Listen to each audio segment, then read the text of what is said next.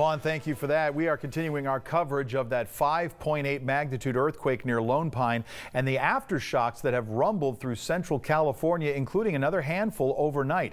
Cindy Hughey with the American Red Cross is back again. We're talking earthquake preparedness and safety this morning. Cindy, thank you for joining us live. Appreciate it. Great to be here. We want to get our message out to everyone that they should get an earthquake kit, have a plan, and be informed, because you never know when the next earthquake or even wildfire will come. That's right. I was about to say, just a week ago we were talking with you about wildfires. Now we're on earthquakes. Let's hope that locust is not next.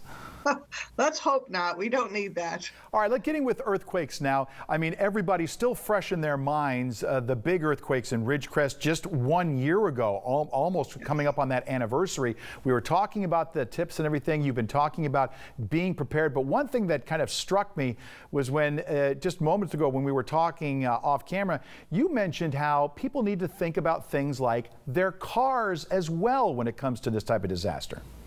That's correct. Yesterday, when the earthquake warning went off, I was in my car and I pulled over to the side of the road and I looked around to make sure there was no wall or trees or buildings that could collapse on me.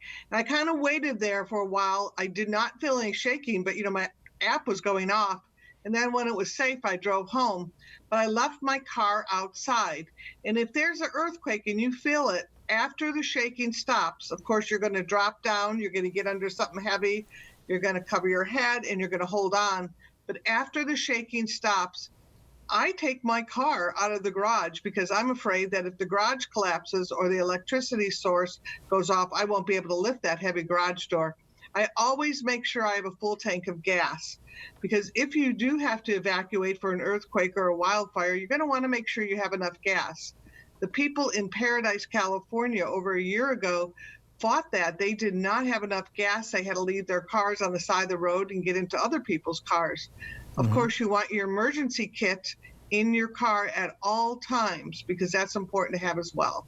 So an emergency kit in your car and another one at home. And the one at home, where should you store that?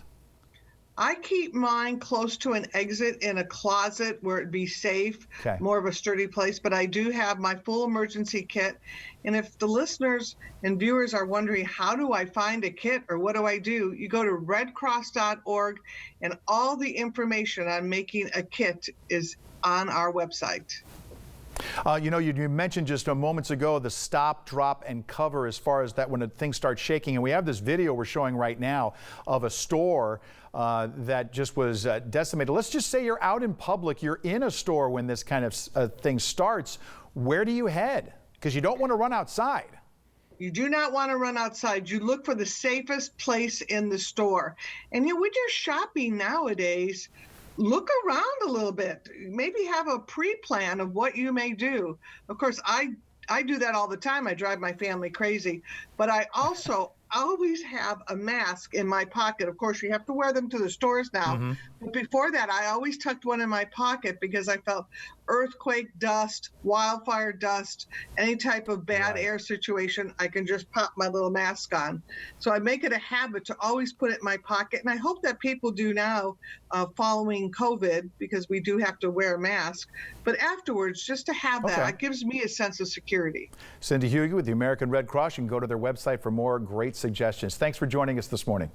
Thank you very much. All right, Danielle.